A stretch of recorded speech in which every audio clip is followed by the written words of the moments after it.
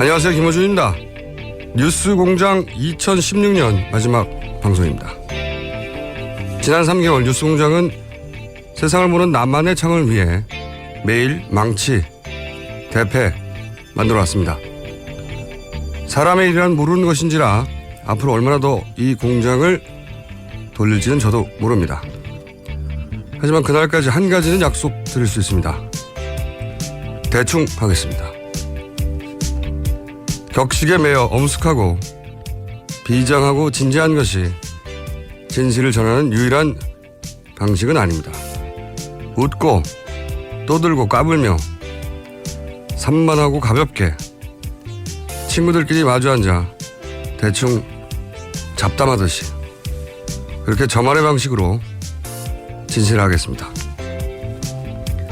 다음 방송은 2017년 새해 첫 방송입니다.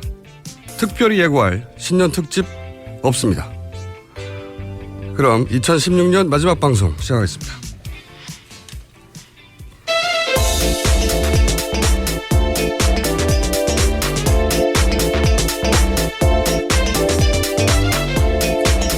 자, 오늘도 첫 순서 시사인의 김은지입니다. 자, 요즘 매일매일 뉴스가 쏟아지고 그 뉴스가 전날 뉴스의 후속편이라 그런지 몰라도 연말의 느낌이 없어요. 그렇죠. 마무리되었다 이런 느낌 전혀 없고. 예. 네. 그래서 저희가 연말연시 특집 안 만들고 있어요. 네. 저희 작가하고 PD가 아무래도 연말연시 특집을 해야 되지 않겠냐. 네. 그래서 제가 쓸데없는 소리 하지 말고 예. 매일 하던 거나 잘하자. 네.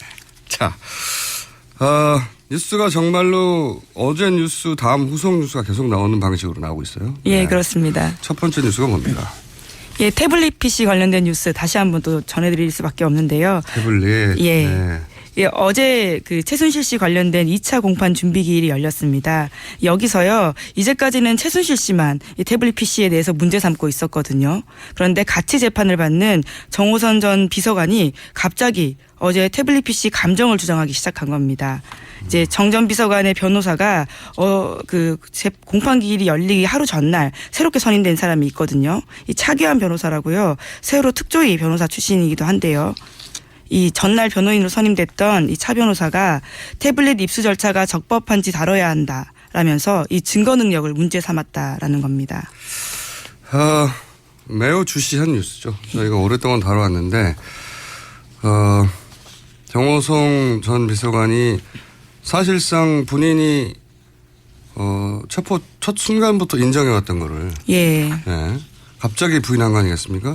예. 지난 1차 공판 때도 다 인정했던 거예요. 예, 공판 준비 기일 때 충분히 다 모든 혐의 인정한다 했었는데요. 네, 뒤집은 겁니다. 전면 부인을 갑자기 하고 예. 있는데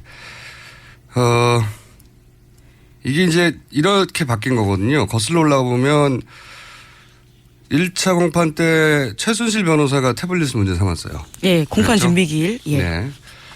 근데 그 태블릿은 원래 정호성 씨 재판의 증거물이었어요. 예, 맞습니다. 네. 문서 유출의 증거로서 제출된 거거든요. 예. 최순실 씨 증거도 아닌 거예요. 예, 예. 그러니까 다른 사람 재판 증거물을 다른 사람 변호사가 증거 부동의를 주장한 거예요. 예. 이게 법적으로 도저히 말이 안 되는 거란 말이죠. 그래서 판사가 받아들일 리가 없죠. 그러자 당사자.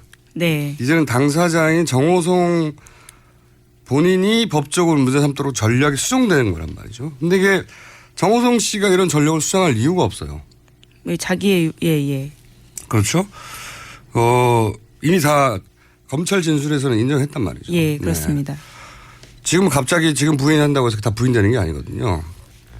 그런데 이제 증거를 채택하느냐 마느냐의 부분에 있어서는 이게 요인이 될 수도 있어요. 이게 정호성의 증거이니까 정호성이 문제 삼아야 법적으로 말이 되니까 어떻게 되냐. 변호사를 바꾼 겁니다. 네. 이 변호사는 세월호 특조위 때 예. 여당 추천 인사로 들어간 분. 맞습니다. 예. 예. 아주 의심되는 정황이에요. 예. 갑자기 투입된 선수인 것이. 그리고 이제 바뀐 변호인이 갑자기 이 태블릿을 인정할 수 없다고 예. 나선 거예요. 그러니까 이 결국은 이 모든 게 최순실 씨 혹은 정호성 씨가 아니라 박근혜 대통령 탄핵 심판 헌재가 있는 네. 그 헌재용인 겁니다. 이런 주장들이. 예. 왜냐하면 헌재 입장에서는 지난번에도 계속 얘기가 있지만 물증이 나오면 명백한 물증 같은 게 나오면 탄핵 심판 같은 건 금방 끝나버릴 수도 있거든요. 네. 실제로 어제 검찰이 그런 이야기를 합니다. 갑자기 정호성 전 비서관 쪽이 그런 이야기를 꺼내자요. 지금 정호성 재판이냐 대통령 재판이냐 명확히 해라. 이런 이야기까지 했습니다. 그분들이 뉴스 공장을 듣고 있는 것 같은데.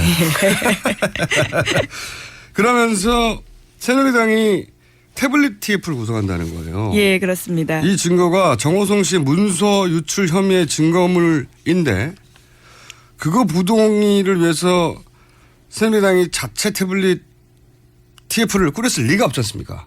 정호성 씨를 위해서 정당이. 예, 이게 26일에 있었던 일이긴 한데요. 이 태블릿 PC 진위를 가리기 위한 태스크포스를 당내에 구성하기로 했다. 이렇게 발표를 하는 건데 이 당 차원에서 태블릿 PC 문제 공론화하겠다라는 뜻이거든요. 그 26일에 이 김선동 원내수석 부대표가 국회에서 열린 의원총회 이후에 이렇게 발표합니다. 이번 청문회 과정에서 나타났지만 굉장히 중요한 문제가 태블릿 PC 진상이 된다. 그렇기 때문에 우리는 TF를 구성한다. 왜 중요하냐고. 예. 왜 중요한지를 말을 빼먹었는데 예. 헌재 탄핵 심판에서 헌재는 그 혐의 전체를 다루는 게 아니라 형사재판장이 안한 말이죠. 거기서는 대통령이 헌법을 수호했느냐 아니냐 이게 가장 중요한데 대통령이라고 뽑았더니 대통령이 국민들 의사하고 상관없이 누군가한테 민간인에게 자기 권력 일부를 권한 일부를 위임했다는 거 아닙니까? 예, 그렇습니다. 그 증거물이 태블릿 PC인 거예요. 근데 그렇게 물증이 확 나와버리면 이 헌재 재판은 신속하게 끝날 수도 있거든요. 예. 그러니까 재판부가 이 태블릿이 최순실 소유임을 입증하라고 주장하는 변호인단도 아니죠. 그 사실상 박근혜 대통령의 변호인 역할을 하고 있는 이 최순실 변호사 또는 정호성 변호사 주장을 받아들여서 외부 기관에 맡기는 순간 두 가지가 벌어지는 겁니다. 하나는 시간이 지연되는 거예요. 네. 시간이 지연되는 그렇죠. 시간 끌기는 기본이죠. 예. 그리고 제가 계속 주장했지만 이것이 어떤 식으로든 외부로 나갈 경우 훼손되는 결과가 훼손되는 건 증거물로서의 증거 능력이 훼손되는 결과가 법원으로 되돌아갈 가능성이 있다. 있을 수 있다. 예. 네.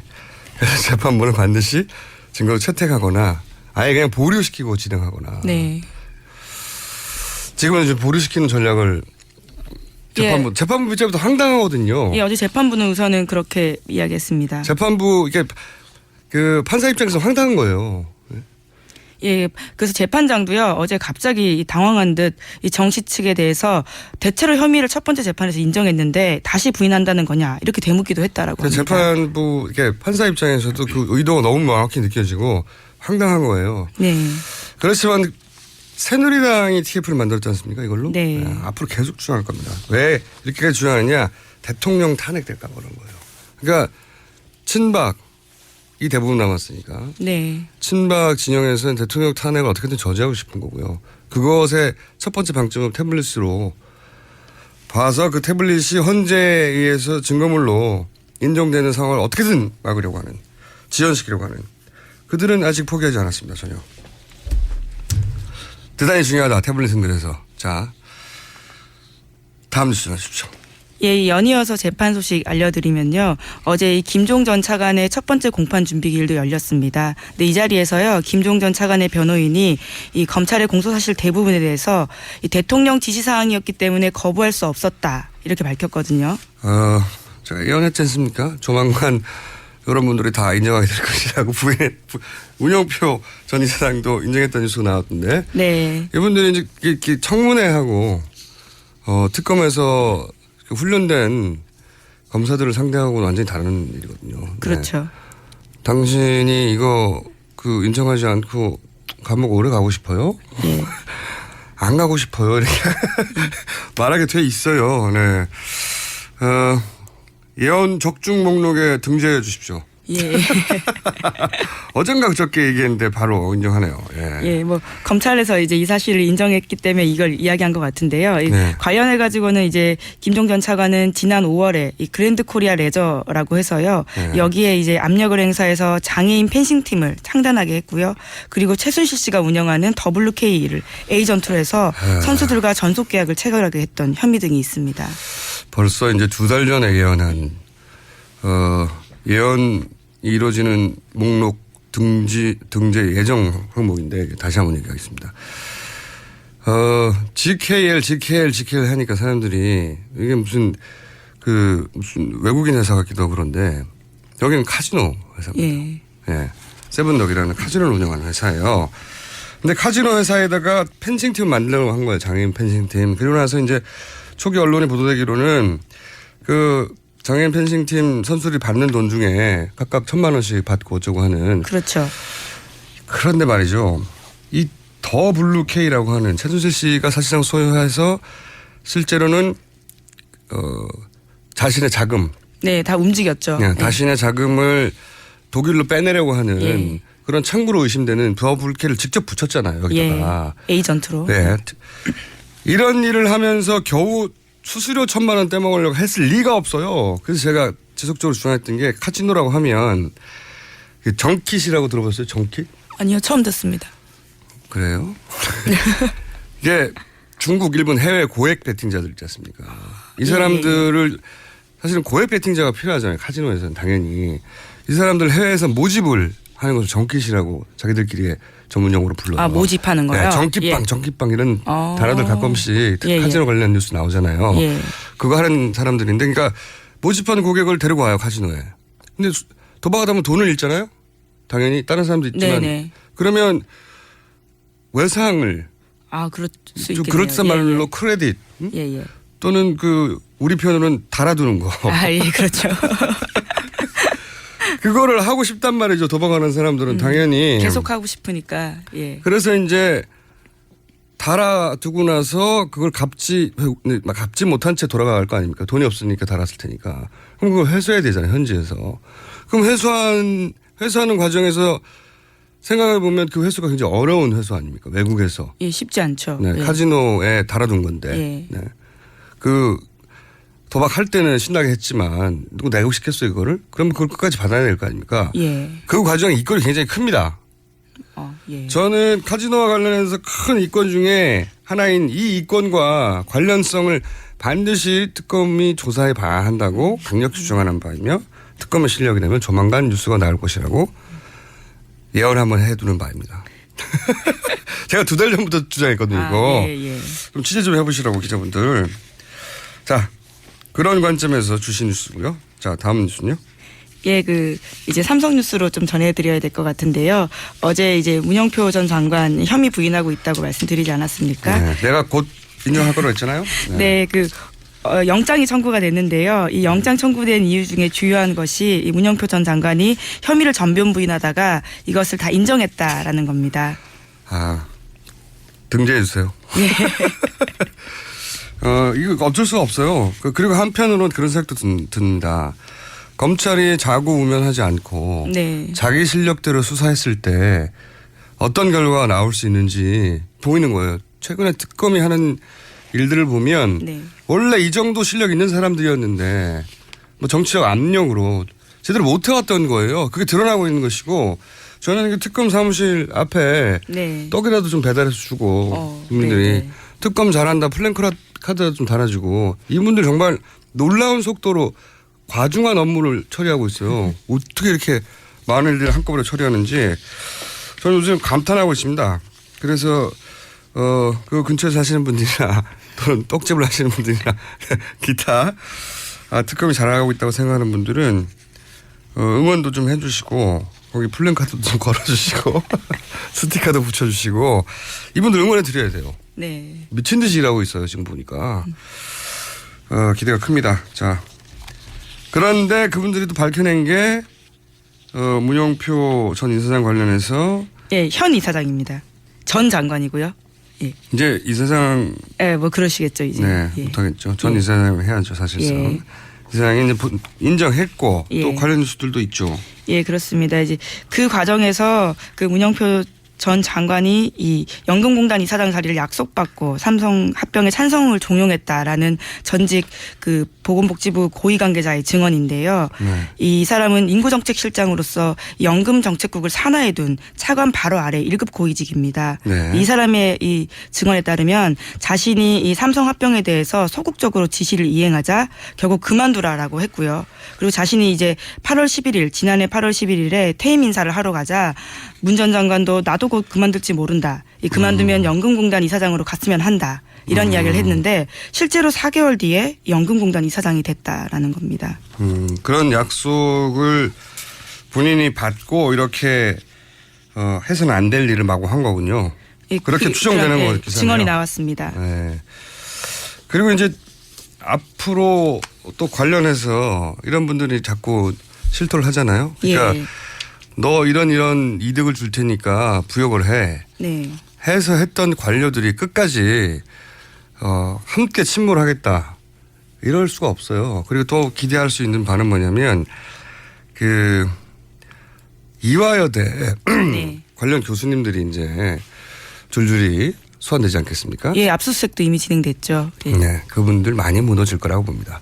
전면적으로 부인했는데 교수님들이 겪었던 세상하고 다른 세상이에요. 거기 가시면 네, 검찰에게 조사받다 보면 참 무섭구나 하는 생각을 하시게 될 것이고 많은 분들이 각자 무너져서 새로운 뉴스들이 또 줄줄이 나올 것을 예상해 봅니다. 예, 네. 실제로 박영수 특검이 그 청문회 보고요. 일종의 경고를 했습니다. 그 특히 이화여대 청문회 보고 나서 아주 뻔한 것도 위증하는 것 같다. 이 교육자가 그래도 되냐 뭐 이런 식의 이야기를 한 적이 있거든요. 예. 화이팅! 정말 뻔한 위증들 많이 했죠. 예. 이미 그 교육부 조사에서도 인정했던 걸 다 부인해 버렸잖아요. 그렇죠. 교육부 감사 결과. 예. 그런데 그렇게 청문회 위증을 대단히 중요한 문제로 삼겠다고 특검이 얘기한 거예요. 예, 그렇습니다. 청문회에서 위증한 사람들은 불구속 수사를 할 수 있는 사람들도 구속수사 시켜버리겠다고 한 거거든요. 예, 그 시범 케이스가 이 문영표 전 장관이라고 볼 수 있을 것 같습니다. 불구속 수사 받을 수 있는 상태였는데 구속 수사 해버린 거죠. 네. 예. 청문회에서 전 국민 앞에서 위증하는 것을 큰 문제로 삼겠다고 특검이 예. 나선 겁니다. 이게 이제 검찰이 권력이 아니라 국민 눈높이로 자기 실력을 발휘할 때 힘이라고 저는 봐요. 박수를 보내고요. 떡 좀 보내드릴게요. 예, 대치동에 있습니다. 사무실. 대치동. 예. 대치동에 예. 저기 주소 좀 알아봐 주세요. 예. 바로 보내드리겠습니다. 그래서 꽃도 좀 가고 예. 떡도 좀 가고 사탕도 좀 가고 그래서 이번 연말 연시도 없이 일하고 있는데 게시판도 없잖아요. 어디 응원할 데도 없어요 이분들. 홈페이지 같은 거요. 예, 예. 예. 임시 예. 조직이다 보니까 예. 네. 응원합니다. 또 네. 깨알같이 거기에 어버이연합 같은 분들은 찾아가서 이미 시위를 하고 계십니다. 네, 그분들은 뭐 예. 이분들이 사실상 나라를 구하고 있다. 특검 예. 응원해야 된다. 자, 다음 뉴스는요. 예, 이제 한겨레 아침 보도 다시 좀 전해드리면요. 이 감사원 세월호 발표에 대해서 이 김기춘 전 실장 주도로 이 발표가 대거 수정됐다라는 보도인데요. 예. 2014년 10월 세월호 참사에 대한 감사원 최종 감사 결과 보고거든요. 예, 여기에 대해서 이 내부자들의 증언, 사정당국 고위 관계자가 이 중간에 봤던 내용과 최종 결과가 대폭 바뀌었는데 이것이 청와대 보고 뒤에 바뀐 거다라는 증언을 해줬고요. 그리고 이 김영한 전 민정수석의 업무 일지에도 이 감사원 감사 결과 발표, 미리 받아 검토, 코멘트 2014년 10월 8일에 이렇게 기록돼 있습니다. 그러니까 이 기록과 증언들을 합쳐보면 이 감사원 세월호 발표에 청와대에서 미리 손봤다라고 알 수 있는 것들이죠. 정부 책임은 다 빼버렸겠죠. 네. 이 실제로 김영한 업무일지 10월 3일에도 보면요. 2014년 10월 3일인데요. 이 김 전 실장에 표시가 되어 있고요. 이 정부 초동 대응 미숙이라는 문구가 있다라고 합니다. 이 김기춘 비서실장이 여러 가지 혐의를 받고 있지만 특히 세월호 진실을 가리는데 어떤 역할을 했는지 네. 끝까지 따져야 된다고 봅니다. 이것은 돈 문제가 아니고요. 네. 300명이 넘는 사람들의 생명이 사라졌는데 여전히 그 진실이 밝혀지지 않고 있어요. 그런데 거기에 김기춘 전 비서실장이 어떻게 기여했는지가 점점 드러나고 있지 않습니까? 네네. 네. 이분들 머릿속에는 독립기관이라는 그게 없어요. 네. 감사원도 헌법 독립기관인데. 네, 그렇습니다. 네, 거기 전화해가지고 감사 발표 가져와. 그런데 자기들 마음대로 고쳤다는 거 아닙니까? 그게 이제야 드러나는 거고. 반드시 책임을 물어야 된다고 봅니다. 하나, 둘 정도, 제목 정도 전할 수도 있을 것 같은데요. 시간상. 예, 또 한겨레가 단독으로 또 제시한 이 기사인데요. 어제 그 주사 아줌마 이 문자 알려드리지 않았습니까? 그거에 주사 아줌마. 예. 다시 한 번 말씀드리지만 주사를 잘 누르는 아줌마가 아니에요.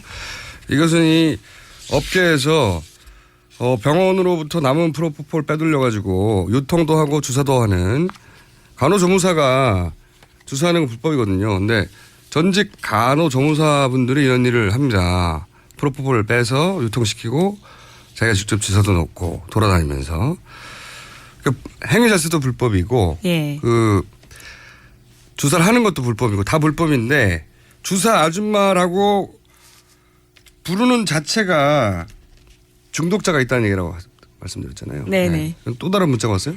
예, 발견했어요? 그 문자 메시지가 또 하나 발견된 건데요. 이번에는 그 이영선 행정관이 정호성 전 비서관한테 보낸 문자가 대통령 체열한 것을 내일 잘 챙기겠다. 이런 문자를 2013년 5월 말 밤 11시 정도에 보냈다라는 겁니다. 체열도 한 번 하는 게 아니라는 얘기네요. 예, 그렇습니다. 네, 체열 자체도 의심스럽고 이게 이제 차음하고 연결되다 보니까 나중에 보니까 이게 제대열 예. 그것도 불법이죠. 예. 네. 그쪽과 연결된 것 같기도 해요. 네. 제대열 때문에 체열해가지고 한 게 아닌가. 사실은 제대열 불법이고 그게 남의 제대열을 주사 맞았다는 거 아닙니까? 남이 맡는 거를. 예. 네, 몰래. 비윤리적이죠. 불법이기도 하고.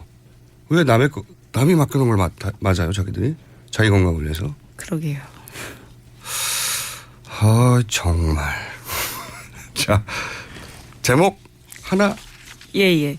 이 채널A 보던데요. 이 최순실 씨가 이 구치소에서 마실 물로 샤워하는 등 이 특혜를 받았다라는 증언이 또 나왔다라는 겁니다. 최순실 씨가 어떤 특혜를 받았냐고 알아봐야 된다고 저희가 어제 브리핑에서 했더니 거기 어떤 분이 기사. 예, 채널A에서 이런 기사가 나왔습니다. 이분들 뉴스공장 듣고 있어요. 확신합니다. 네. 마실 물로. 네. 마실 물 이거 말이 안 되네요. 네. 예, 마실 물로 목욕까지 하는 특혜를 받고 예, 따뜻한 물 같은 것도 굉장히 그 안에서는 귀한데 네. 그런 특혜를 받았다. 무제한으로 공급받았다. 뭐 이런 이야기입니다. 마실 물도 하루 한 병으로 제한되는 걸 알고 있는데 그걸 이제 목욕할 만큼 많이 넣었다는 거죠. 예. 예. 굉장한 특혜예요, 사실. 뭐 구치소는 여전히 특혜 없다. 이렇게 부인하고 있긴 합니다. 근데 이제 마실 물로 샤워했다는 것이 드러내는 정황 한 가지는 구치소 전문가들한테 제가 물어봤는데 이런 것도 있어요. 원래 이제 유명한 이런 수감자들이 오면 그리고 그 제 목에 따라서 그 안에서 굉장히 뭐랄까 무시하고 눈을 그 날카로운 눈빛을 던집니다. 재소자들끼리. 재소자들끼리. 예. 그래서 근데 샤워실 공동 샤워실거든요. 거기 무서워서 들어가지도 못하는 거예요. 아, 네네. 그런 재소자 수감자들이 최순실 씨를 아주 매서운 눈으로 쳐다보고 있고 그 눈치를 보느라 방 밖을 나가지 못하고 마실 물로 몸을 닦고 있다. 이런 정황을 드러내는 겁니다. 그냥 단순 특혜가 아니라. 근데 그게 이제 보통 사람은 그러고 말아야 되는데 이분은 그 상황을 마실 물을 많이 공급받아서 해결하고 있는 거죠. 거기서부터 특혜인 거죠. 예. 두 가지 뉴스가 동시에 있는. 예리하지 않습니까? 네. 오늘 여기까지 하겠습니다. 시사인의 김은지였습니다. 감사합니다. 굶고 뛰고 땀 빼고 다 해봤다. 그래봐야 소용없었다. 다이어트는 결국 먹는 게 문제다. 동결건조 채소와 곡물, 단백질 그리고 효소와 비타민, 미네랄로 만든 다이어트 전용 그린 스무디로 하루 한두 끼만 바꿔 드세요. 검색창에서 비타샵을 검색해주세요. 아무도 묻지도 따지지도 않고 가입하셨다고요? 보험은 너무 어려워요. 걱정 마십시오. 마이보험 체크가 도와드립니다. 1800-7917 마이보험 체크로 지금 전화 주세요.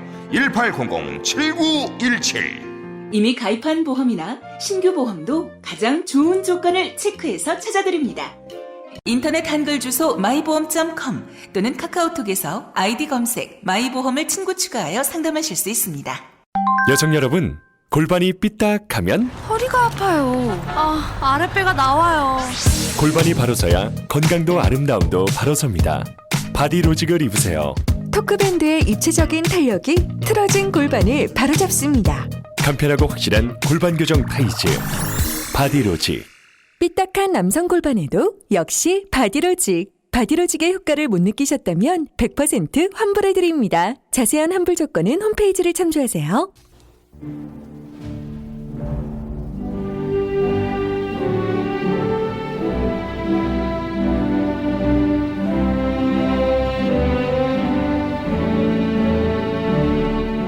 친애하는 국민 여러분 많이 하십니까? MB 만사올로 했습니다. 먼저 사과의 말씀을 드리고자 합니다. 아니 무릎을 꿇고 사죄를 드리고 싶습니다. 요즘 제가 못 느끼고 있습니다. 한때는 말만 해도 입만 살짝 뗄락해도 입술만 실룩거려도 웃고 빵빵 터죽했는데 전부 내 입만 보고 있던 시절이 있었는데 요새는 도통 맥히지가 않습니다. 아니 아예 볼락하진 않아. 웃자다만 내가 이 지경이 됐는가. 참으로 슬프고도 죄송하다. 그런 저는 확신을 가지고 있는 겁니다. 그 호강 걱정을 하고 있네 진짜. 아 맞어요? 맞네. 나도 한때는 참 입만 떼면 대박이었었는데 요즘은 뭐 그냥 알지 나도. 그 자전거나 탈려 자전거 같이 4대강 쫙 탈까? 추워요. 아 그래? 그럼 사업이나 하나 할까? 나 좋은 거 있는데. 뭐요? 변기 사업. 보니까 계속 뜯어내고 달고 하던데 대박 날 것 같아. 하루에 하나씩은 무릎이나 꿇어요. 아까 수도꼭지. 무릎 꿇고 사죄한다더니 빳빳하게 서가지고 조명 세트 그냥. 또 저 흰. 무릎 꿇어요. 아니 나 이렇게 류마티스예요.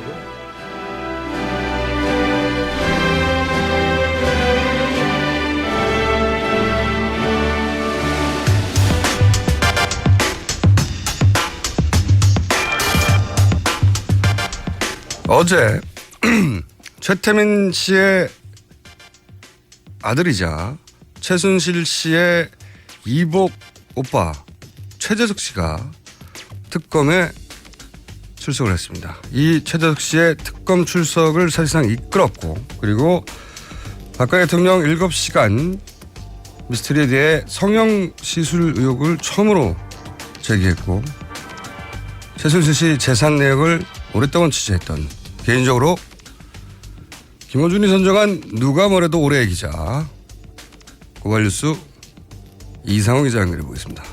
안녕하십니까? 네, 안녕하십니까? 네, 대한민국 최고의 라디오 진행자 김어준 씨 반갑습니다.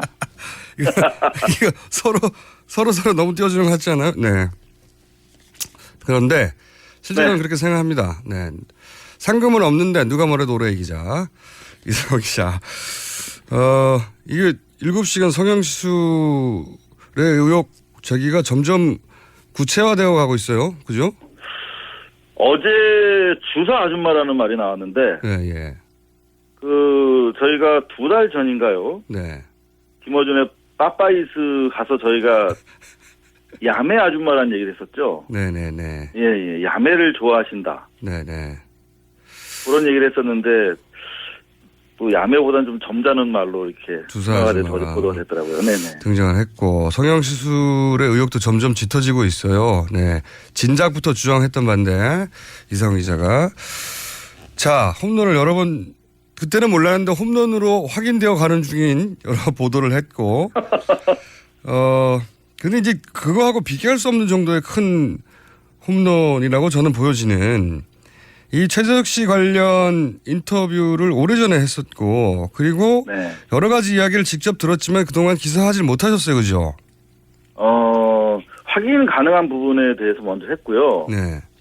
이게 워낙 무시무시한 얘기들이 많아가지고. 그러니까 알아도 보도 못하는 거 있거든요. 정말. 그러니까요. 네. 우리가 좀 그런 게 있잖아요. 너무 무서웠어. 오촌 살인사건 관련해서도 네. 아는 건 아직도 여전히 많은데 다 말을 못하고 있어요. 그러니까요. 그 심정은 제가 압니다. 요거 잘못 말했다가 나 사라질지도 몰라 이런 거 있거든요. 그러니까. 그거 아는데 근데 특검에 지금 최재석 씨가 출석을 해버렸고 이제 특검 앞에 공식적으로 이야기들을 내놨겠죠. 사실은 특검을 제가 2번에 걸쳐서 이제 조력자 입장에서 면담을 했고 네. 그때 최재석 씨로부터 우리가 취재한 내용들 중에 보도한 거 그리고 보도 안 했는데 중요한 거 다 전달했지 않습니까? 특검에. 네, 전달을 다 했어요. 그래서 특검이 보고 싶다. 네, 특검이 그걸 보고 최재석 씨를 불러야 되겠다 해서 부르게 된 거죠. 그래서 이제 전화번호를 서로 교환시켜주고 네네. 그래서 이제 어디에 드디어 들어갔는데 7시간 만에 나왔더라고요. 그러니까 이상호 기자로 인한 말루 홈런으로 예정되어 있으나 아직 홈런으로 판정되지 않고 공중에 떠 있는 볼. 네. 그런데 자 이것이 말루 홈런으로 광준석에 떨어질지 제가 몇 가지 질문을 좀 드려볼게요. 아마 최재석 씨 네네. 수사 결과를 특검이 발표할 수도 있고 아닐 수도 있고 한데 네네. 안 할지도 모르니까 먼저 특검의 수사 내용이 뭐였는지 좀 여쭤보고 싶은 게 우선 간단하게 어떻게 만났는지 먼저 말씀해 주시고 그리고 최 씨 일가의 부동산 규모가 네. 최태민 씨의 친아들이니까요. 어느 정도 수준인지 알고 있는지도 좀 말씀해 주시고 먼저. 예, 알겠습니다. 네, 뭐 부동산, 동산 뭐 이런 거 다요. 예. 예, 싹 말씀드리겠습니다. 그 제보가 뭐 상당히 다양하게 많이 오는데 네. 최태민 씨 아들이 어디 있다는 거예요, 충청도에. 네. 근데 사뭇 구체적이라서 그냥 꽉 날 거라고 생각하고 내려갔는데 네네. 공장에 공장. 근데 아무도 없는 거예요. 폐허에. 그래서 계속 뒤지고 다니는데 우연히 만났어요, 그분을. 근데 나중에 인터뷰에 응해주시더라고요. 그래서 이유를 물었더니 큼직한 놈들이 3명이서 경차에서 내리더라. 그래서 쟤들이 약간 이상하다고 생각해서 기자 아닌 줄 알고 만나줬대요. 네. 그래서 여하튼 간에 이상호 그렇게 기자의 행세 기자처럼 안 보이죠. 네. 네, 그러니까. 그래서 이제 이야기를 이제 서로 체크하면서 듣잖아요. 네. 근데 1차 인터뷰 내용이 이제 그 부동산에 대한 거였어요. 네. 그러니까 93년 10월, 최태민이 94년 5월에 사망한 걸로 돼 있는데 네. 7개월 전에 그 자신의 아버지가 그러더라는 거야. 이 돈을 이제는 그분한테 돌려줘야겠다. 그분을 하면 박근혜 대통령이요. 그러니까 특정은 안 했어요, 이분은. 그분에게 이제 이 재산을 돌려드려야겠다. 그분 대통령 만들기 프로젝트를 접어야겠다. 이런 취지의 얘기를 했대요. 아, 최태민 씨가 이제 나이도 많고 현실적으로 지금 내가 살아있는 동안 대통령 만들기 어려우니 이제 내가 네. 대신 관리하고 있던 돈을 돌려줘야 되겠다. 이런 취지의 말을 했다. 네. 요 진술을 어제 특검에서도 했다는데 요게 결국은 이 재산 주인의 소재. 그러니까 이게 그렇죠. 박근혜와 최순실의 공동재산이다라고 하는 주장을 입증하는 데 되게 도움이 될 것 같아요. 그렇죠. 이게 그 재산 공동체다 혹은 대리 관리자다 이렇게 되면 최순실의 이익이고 박근혜 대통령의 이익이다라고 연결돼서 그 뇌물죄를 성립시키는데 대단히 중요한 고리거든요. 3자가 아니라 1자가 되는 거죠. 그렇죠.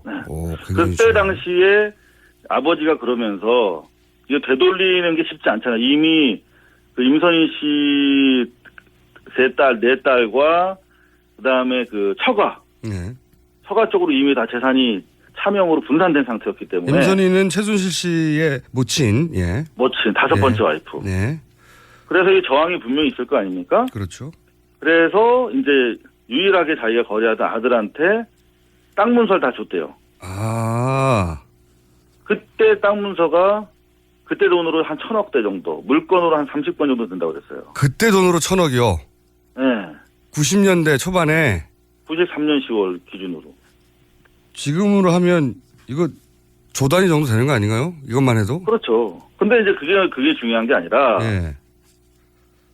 역삼동 집에 본가에 지하에 200평 되는 창고가 있었는데 거기 운보 그림 뭐 이게 명화들이 400점 가량 있었고 400점. 그다음에 네네. 그다음에 이제 동산에 대해서 말씀드리는 거예요. 그다음에 안방을 지나면 박근혜 씨가 오면 머물던 내실이 별도로 있었대요. 안방 지나서. 내실이 별도로 있었고. 그 내실이 5평 정도 됐는데 그 옆에 금고가 4평짜리가 있었다는 거예요. 금고가 4평이요? 금고 하나가 있었다는 아니라 금고 4평이 있었다고요? 그렇죠. 네. 거기를 아버님이 자기를 들여보내줬는데 거기 골드바랑 CD 있잖아요. 조은행 CD가 많았대요. 아, 전환사채. 네. 금괴, 소위 말하는 금괴와. 네. 전환사채, 현금 같은 거는 그냥 말할 것도 없고 현금도 많았는데. 달러 같은 것도 있었겠지 물론. 그렇겠죠. 네. 이게 그런데 대략 얼마 정도 된다고 그랬답니까? 그때 당시 한 1조 정도 된다고 그랬어요. 1조요? 그때 당시로. 그때 당시 말도 잘 안 나오네. 4평짜리 네. 방 전체가 금고인 거죠, 말하자면. 금고 하나가 있었다는 그렇죠. 거죠. 방이, 금고 방인 거죠. 금고 방에 있는 동산의 합산만 대략 1조다. 그러니까 그때 돈으로. 그렇죠. 그러니까 지금 이제 정리를 해보면 최순득, 최순천 씨는 부동산이 2, 3천억대가 있잖아요. 지금 개별적으로. 예. 근데 최순실이 호주 승계를 해요. 네. 아빠 죽고 나서. 근데 최순실은 300억대 빌딩밖에 없어요. 지금 보면. 그럼 다 어디 숨어 있냐는 거죠, 그죠? 그러니까 동산을 최순실한테 주로 줬다는 거예요. 그래서 1993년부터, 그러니까 정확하게 아버지 사망 시점이 1994년부터 지속적으로 해외에 다녔다는 거예요. 그때 독일을 주로 갔었죠. 그럼요. 그러면서 94년부터 다시 법인 설립을 하거든요. 이게 연결고리가 나오는군요. 20년 동안, 예. 그러니까 벌써 20년인가?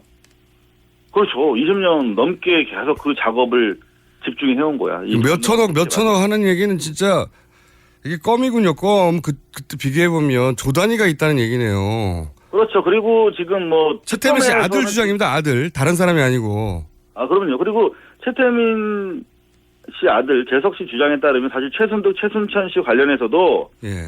해외에서 돈 세탁해서 환치기로 돈을 들여온 의혹이 있어요. 이거는 특검이랑 아직 공개하지 않기로 했기 때문에 더 이상 말씀드릴 수 없는데. 이미 말해놓고.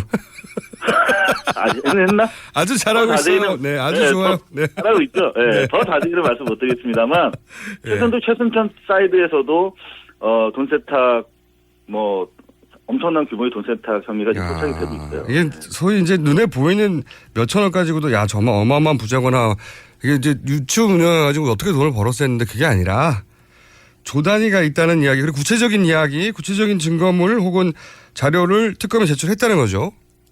봤으니까요. 그리고 또 두 가지, 임선희 씨 처가로 넘어간 돈이 또 많대요. 그 당시 부동산의 절반 정도는 처가로 넘어갔다는 거예요. 처가로. 네, 그래서 부산에서 이름만 대면 알만한 어마어마한 큰 냉동회사라든가 그런 것들이 다 넘어가 있다는 거죠. CD는 예전에 있었는데, 네. CD는 예전에 무기명이었거든요. 그러니까. 그리고 그거는 그때 94년만 해도 상당히 스마트한 머니 런더리 방식이었잖아요. 그게. 그렇죠. 네. 그거를 아주 얼리 어댑팅 하신 거죠. 영어가 됐구나. 죄송합니다. 네. 근데 안가가. 그래도 괜찮아요. 잘하는 걸로 들리지 않기 때문에. 그래요? 네. 안가가 두 군데 있었대요. 안가가 또 다르다. 예. 인천이랑 구리에 있었는데. 오늘 아주 폭탄을 막 던지시는군요. 안가도 있었는데. 네, 안가. 인천에 있던, 최 씨 가문의 어떤 소유 저택이었는데, 거기에, 동산을 묻었대요. 동산의 일부. 묻었다. 최순천 씨가 네. 임선희 씨와 같이 와서 그걸 파갔다는 진술도 했어요. 땅에 묻었다가. 이건 보지 않으면 말할 수 없는 진술들이네요. 그렇죠. 그리고 그 소유자가 지금도 최재석 씨랑 계속 소통하고 있는 임선희 씨 외에 다른 혈족이에요. 혈족들. 그러니까 다른 형제들. 그러니까 너무 많으니까 눈에 띄지 않도록 조금씩 분산시켜 놨군요. 이게 가족들. 얼마나 하기 힘들겠어요. 사실 분산시켜. 그러니까요. 이 정도로 많으면 힘들죠. 관리도. 그것만 해야 돼. 그것만.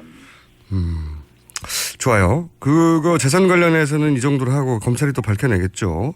네네네. 사실은 최순실 가족에 관련된 의혹은 굉장히 많은데 그중에서 지금 얘기한 최태민이 그렇게 이야기했는데 사실은 그렇게 이루어지지 않고 어느 날 갑자기 사망했어요.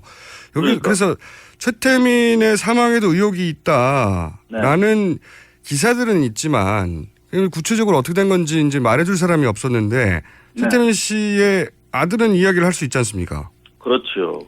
뭐라고 합니까? 93년 10월에 이제 사우나에서 만나서 그런 얘기를 듣고 이제 지속적으로 대화를 했는데, 예.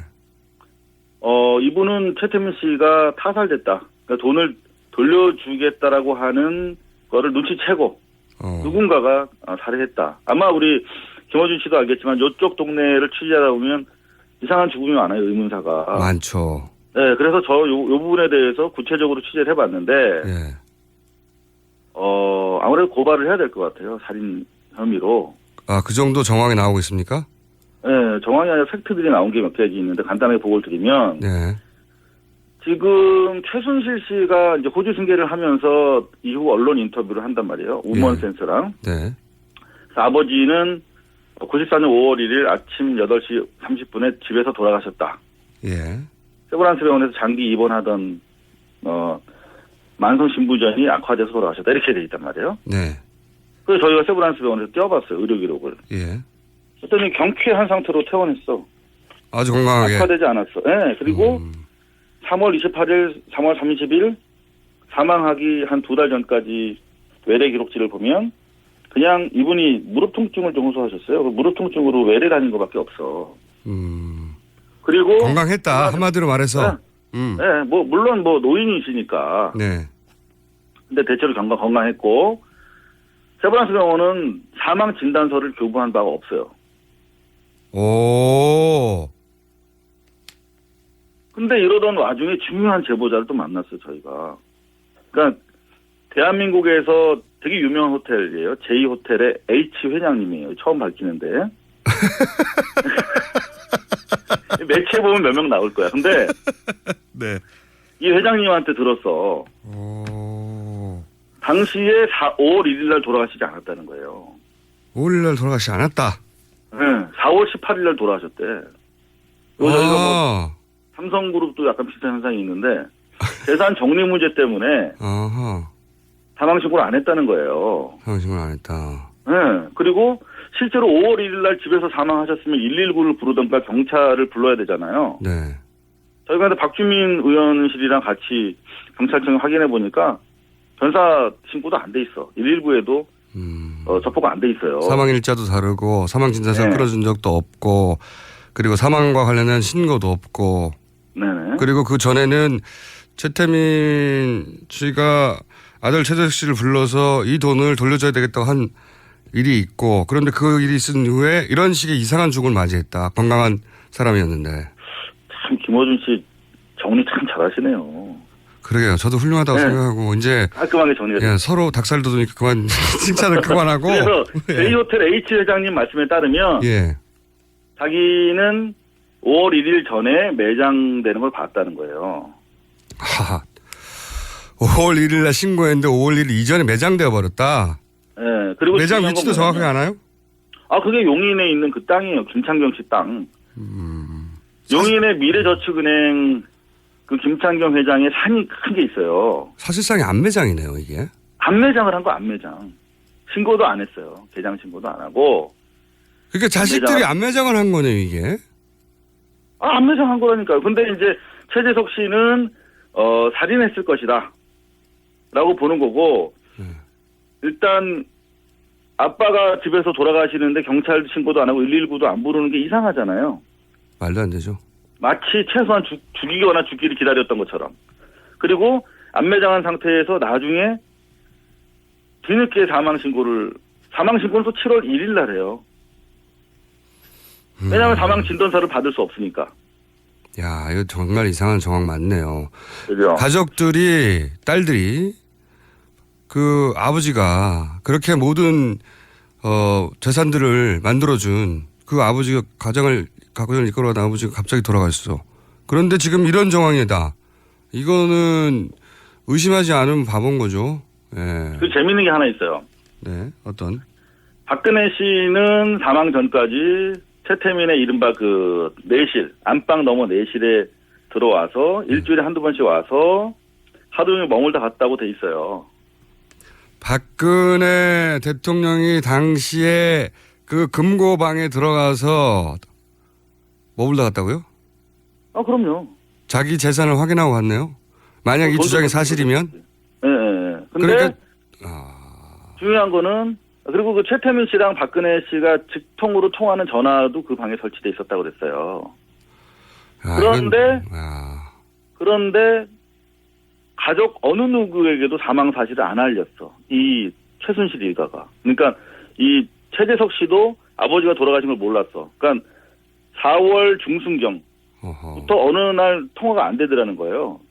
그래서 들어와 보니까 돌아가셨다고 하더라는 거죠. 심지어 박근혜 씨도 최태민 씨 사망 사실을 몰랐어요. 장례식을 안 했다니까요. 그런 보도가 있었어요. 예. 최태민의 사망을 몰랐다고. 최재석 씨가 박근혜 씨 집에 갔더니 예. 6월 22일에 갔대요. 예.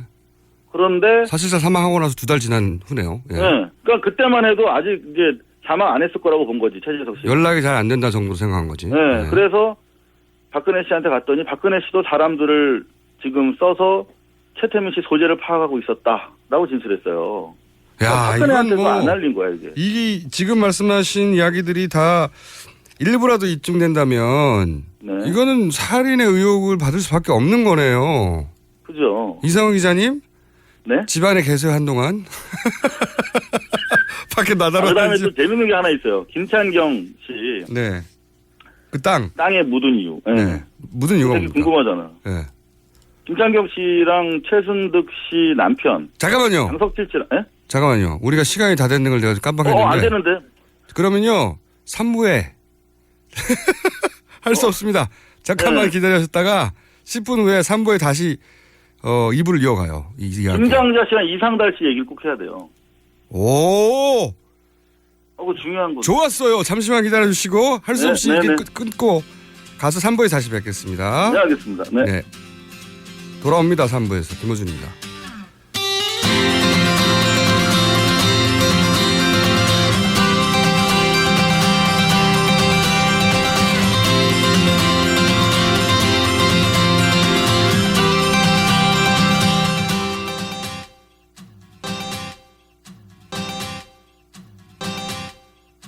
냇물아 어디로 가니 물어보면 강물 따라서 가고 싶어서 강으로 가고, 강물한테 물어보면 강물아 흘러 어디로 가니? 그러면 넓은 세상 보고 싶어 바다로 간다. 바다를 포기하지 않는 강물처럼 부딪히는 모든 것들을 배우며 사람과 사람의 작은 만남이 모든 변화의 시작임을 응원했던 사람 신영복. 당신이 그립습니다. 신영복 선생님 일주기 추모도서 만남 신영복의 말과 글, 도서출판 돌베개.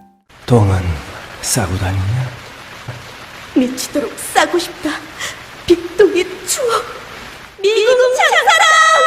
구렁이 똥 이뻤다. 장이 살아야 내 몸이 산다. 혈중 콜레스테롤 개선과 배변 활동에 도움을 주는 건강기능식품입니다. 빅동의 추억. 미궁 장사랑.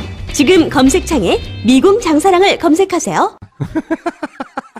이건 제가 써보니까 효과가 있는 것 같아요.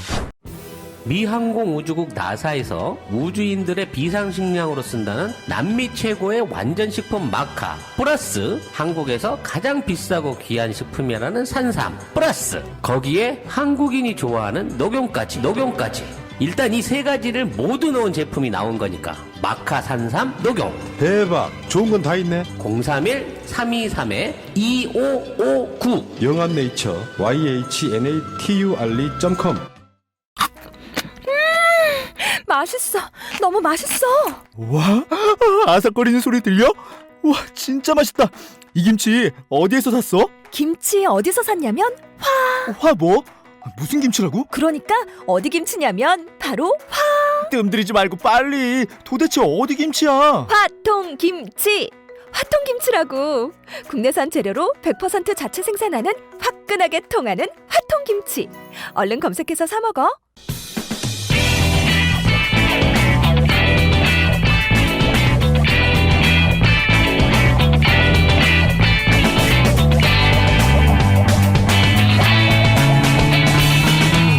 김어준의 뉴스공장.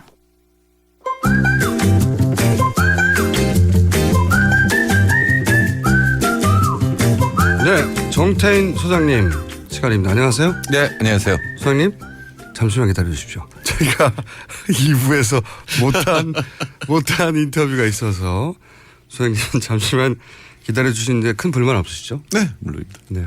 예, 경제는 김어준 총수가 무슨 얘기를 해도 그대로 올라갑니다. 그러나 정치는 요동칩니다. 자, 이상호 기자님. 네, 이상호입니다. 네. 죄송합니다. 예, 예. 정태인 소장님 사과해 주세요. 예, 예. 아이고, 저한테 사과할 필요 없습니다. 계속 해주세요. 자, 잠깐만 지금 듣는 분들을 위해서 잠깐만 정리하자면 최태민 씨가 노인이었지만 건강한 상태였는데 어느 날 갑자기 사망했다. 근데 그 사망 사실을 임선인 씨 딸들 자매, 최순실 자매 외에는 아무도 몰랐고 알고 봤더니 안매장 됐다. 그리고 안매장 전에 최태민 씨가 자기 생전에는 박근혜 당신은 씨라고 해야 되겠죠. 박근혜 씨를 대통령으로 만들 수 없으니 나의 재산을 박근혜 씨에게 돌려줘야 되겠다는 말을 최태민 씨의 친아들 최재석 씨에게 했고 그런데 그런 후에 이런 그 사망과 불거사인 사망과 안매장이 일어났고 근데 당시에 보유하고 있던 재산은 현금 자산만 1억 정도가 있었다. 근데 1억 정도는 금괴를 포함해서 아까 제가 CD라고 했는데 CB로 제가 착각해서 전화사차로 했는데 CD 양도성 예, 양도성 예금. 예금 자금 세탁에 이용한 무기명이기 때문에 그런 돈으로 그때 당시로 1조 정도가 있었고 지하에는 사실 그 외에도 그림을 포함해서 엄청난 재산들이 있었다. 그런데 땅이 어디 묻혔냐 안매장 되었냐 하면 김찬경 씨 용인 땅에 안매장 됐다. 여기까지 했습니다. 네. 예, 이 땅에 안매장된 이유를 말하려다가 시간이 다 됐는데. 그렇죠. 예. 이 김창경 씨가 예. 이름이 불쑥 나와서 여러분들 좀 생소했을 텐데 네. 미래저축은행 사건으로 지금 감옥에 계세요. 네네. 근데 이분이 최순득 네. 씨의 남편 장석칠 씨와 30년 지기 친구입니다. 아 그렇게 연결됐군요. 네, 그래서 장석칠 씨랑 최순득 씨가 공동 소유하고 있는 삼성동 박근혜 씨 집에서 한 100m 떨어진 큰 건물이 있어요. 네. 그 건물에서 사무실도 내고 했었다는데 둘 사이에 돈거래도 있고. 근데 일단 이 서둘러서 안매장을 해야 되는데 땅이 필요하니까 네. 김창경 씨한테 부탁을 한 거죠. 그런 관계. 김창경 씨가 충청도에 있는 동생들을 7명을 불러다가 작업을 해요. 그분들도 인터뷰를 했습니다. 예. 근데 이상하다. 장례식인데 사람이 왜 없지? 이런 진술을 하더라고요. 아무도 모르게 안매장했으니까요. 네, 근데 재밌는 게 지금 김창경 씨 그 넓은 용인 땅을 검색하면 네. 김창경 씨와 공동 소유자가 한 사람 나와요. 누굽니까? 최순실 씨입니다. 김창경 씨가 그 되게 비싼 용인 땅을 공동 소유하도록 나중에 해준 거예요. 최순실 씨한테. 왜? 최순실 씨 힘이 있고 김창경 씨는 계속 감옥 또는 감옥 담장위를 걷고 있었기 때문에. 야, 이거 연루된 사람이 한둘이 아니네요. 자. 최측근, 김창경 씨의 최측근의 말에 따르면 모종의 법조 로비를 하기 위한 대가였다라는 진술을 저희가 받아놓고 있어요. 근데 저희가 기사는 쓸 수 없어가지고 특검에 이 또한 넘겼습니다. 폭탄 많이 안고 계셨네. 네. 자. 그리고 마지막에 시간이 없다 보니까 다급하게 이것까지는 얘기해야 된다고 했던 얘기가 뭐냐면 김장자, 이상달 씨 이분들은 아시는 분들은 아시겠지만 이미 익숙한 이름이라 우병우 전 민정수석의 장인 장모입니다. 이상달 씨는 이미 사망하였고 김장자 씨는 최순실 씨와의 관계를 전면 부인하고 최순실 씨도 부인하는 그런 관계인데 그런데 그 김장자, 이상달 씨와 우병우 민정수석의 처가죠. 최태민 씨하고 관계가 있다는 말을 하려고 하는 거죠, 지금. 그렇죠. 네, 정확하게 꿰뚫어 보셨습니다. 네. 저희 고발뉴스에 보도를 했는데 작은 매체라 기사를 안 보신 분들이 많아서 네. 뉴스 공장에다 지금 저희가 뭐냐면 네. 공장이니까 여기는요. 상납. 네. 상납. 김장자 씨가 네. 이 최재석 씨 주변에는 옛날 새마을 봉사단 간부들이 많이 계세요. 지금도. 최태민 씨와 박근혜 대통령이 당시에 같이 활동했던 예. 그렇죠. 새마을 봉사단의 총재가 박근혜 씨고 네네. 명예 총재가 최태민 씨였죠. 네네. 근데 그 방을 같이 썼다고 그럽니다. 요새 들어보니까. 방을 같이 썼다는 사무실을. 그러니까 안방 말고 사무실을 같이 사무실을 썼어요. 근데 같이 여하튼 예. 중요한 건 뭐냐면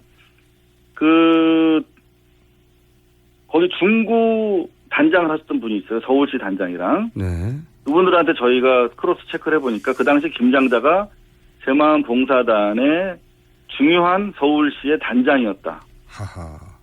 라는 진술을 해주시더라고요.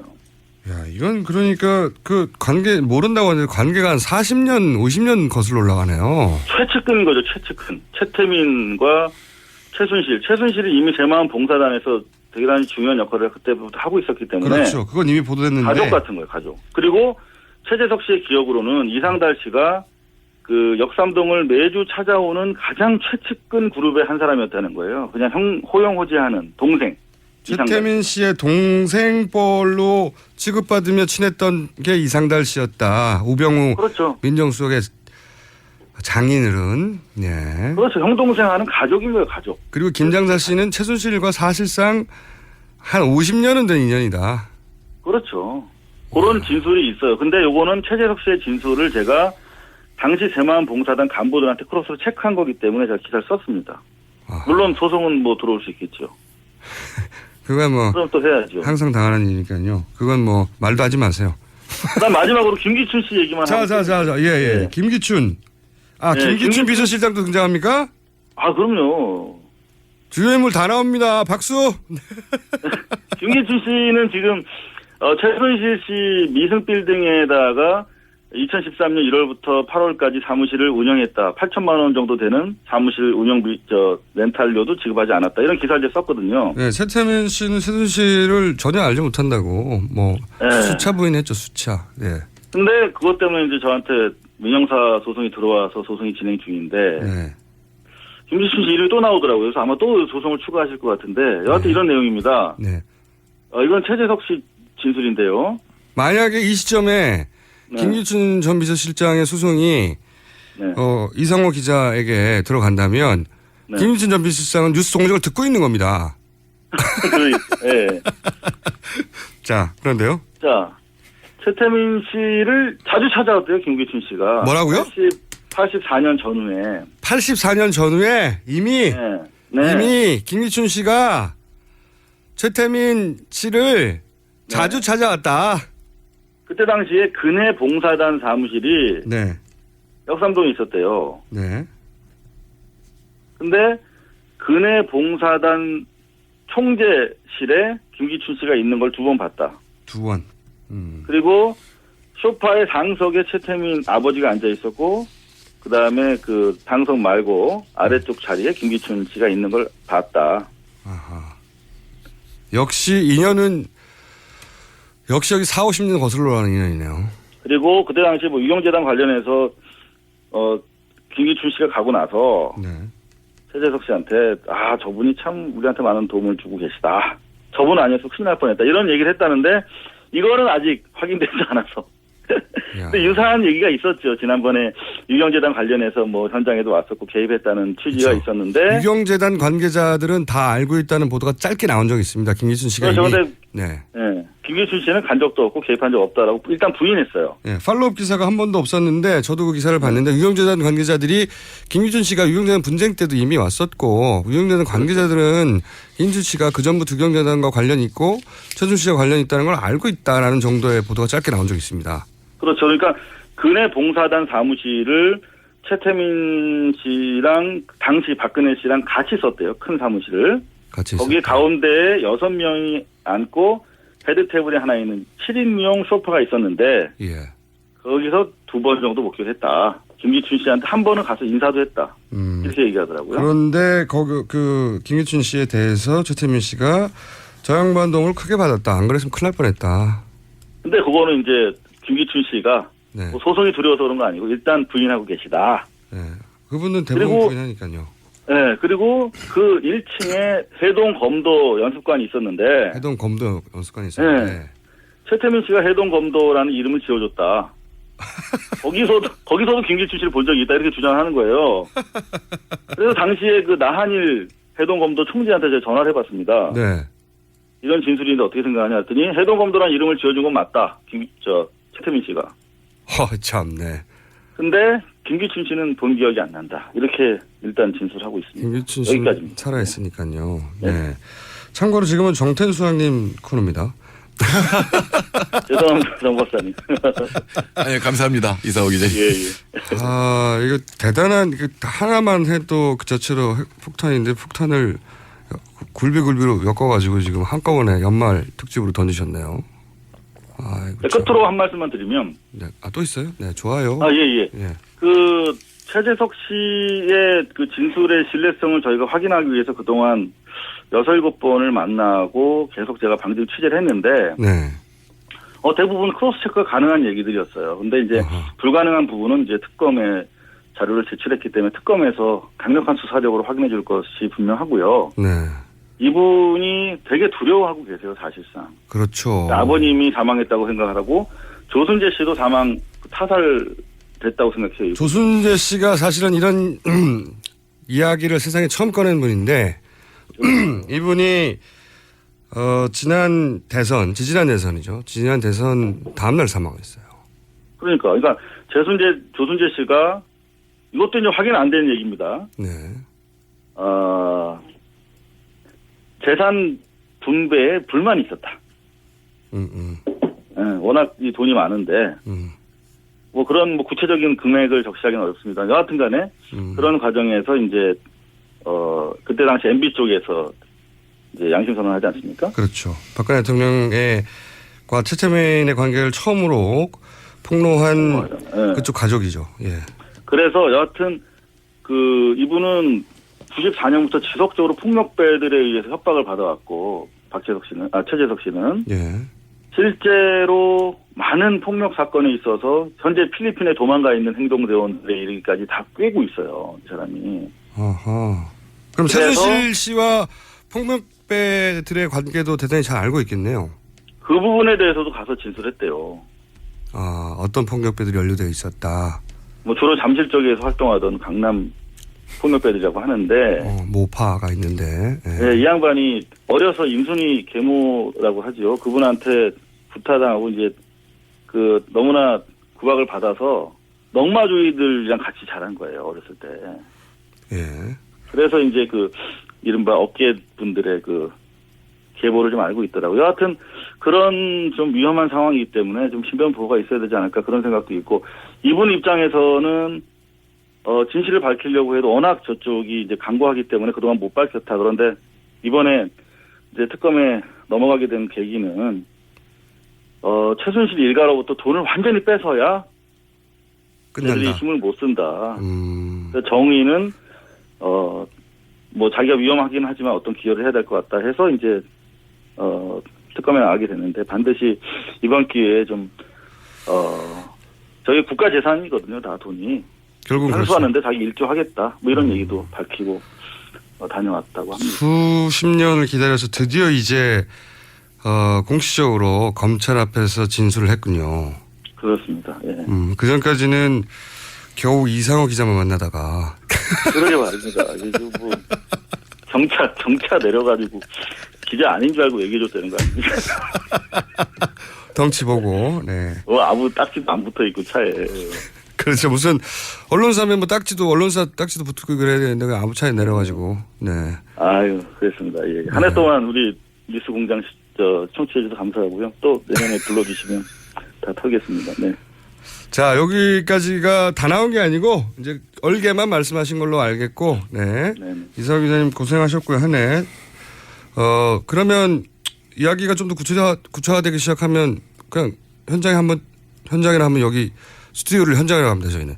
현장 한번 출동하시죠. 예. 네, 불러주시면 넘어가겠습니다. 네. 그러면 들어가십시오, 이제. 예, 들어가겠습니다. 네. 홍태민 박사님 계속 수고해 주시기 바랍니다. 감사합니다. 들어가겠습니다. 네, 감사합니다. 네. 저희가 예의가 아닌데 정태인 수석님에게 워낙 큰 폭탄을 던져서 양해를 구하려고 했더니 양해를 구하기도 전에 이거 빨리 계속 듣자고. 사실입니다. 하셔가지고 제가 개인적으로 선정한 올해의 기자입니다. 사실은. 네. 개인적으로 선정했지만 소속이 소속이 시원찮다 보니까 소속이 보인 개인 회사다 보니까 이렇게 됐는데 소장님 그래도 나오신 김에 몇 마디 하시죠. 네, 뭐 정부가 종합 대책을 발표했는데 네. 사실 6개월도 안 될 정부잖아요. 그러니까 장기 계획은 여전히 4대 구조 개혁을 하겠다고 했고, 근데 문제는 제가 본 건 이거예요. 가장 심각한 건 트럼프의 보호주의인데 이거에 대해서 어떤 대책을 내놨나 했더니 시일가스를 수입하겠다. 그 어떤 의미가 있습니까? 아니, 미국에서 생산되는 거 수입해서 네. 통상마찰을 막겠다. 근데 사실은 이게 트럼프의 전략이거든요. 강하게 얘기하면 얘들이 이제 먼저 무릎 꿇고 와서 다 해주겠다. 아하. 대신에 사드에 관한 얘기는 하나도 없어요. 사실은 사드의 무역 보복이 더 무섭거든요. 그러니까 역시 6개월 남았는데도 이 정부가 진짜 중요한 일들에 대한 어떤 전략을 세우지 못하고 있다. 이게 한마디 평입니다. 이번 종합대책에 대한. 벌써 끌려다니고 있다. 이미. 네, 끌려다니고 큰 거는 못 본다. 이 정부가. 네. 자, 정태수 소장님 한마디 하셨고 예, 이걸로 마칠까 합니다. 죄송합니다. 네, 감사합니다. 특수한 상황이어서 지금까지 칼 플라나니 사회연구소였고 미안한 마음을 담아서 경제연구소에 후원 부탁드립니다. 여러분 감사합니다. 네, 감사합니다. 출근할 때 보고 싶고 듣고 싶은 게 너무 많죠? 하루 딱 5분. 이제 듣고 싶은 목소리로 사장님처럼 브리핑 받아보세요. 출퇴근하실 때 관심 있는 것만 짧게 요약해서 브리핑해드리는 나만의 음성비서. 27조 브리핑 이어링이 있습니다. 앱스토어에서 이어링을 다운로드하세요. 아주 사소한 것까지 브리핑해드립니다. 나만의 음성비서 27조 브리핑 이어링. 동결건조로 영양소 손실을 최소화한 아로니아 분말 들어보셨어요? 우리 농장 아로니아 분말은 전라북도 김제에서 직접 수확한 100% 국내산 무농약 아로니아로 만들었습니다. 눈에 좋고 피부에 좋고 혈액순환에 좋은 우리 농장 아로니아 분말. 뛰어난 항산화 작용으로 노화를 방지하고 면역력을 높여 건강을 지켜줍니다. 명절 선물로도 아주 좋아요. 네이버에서 우리 농장 아로니아를 검색해보세요.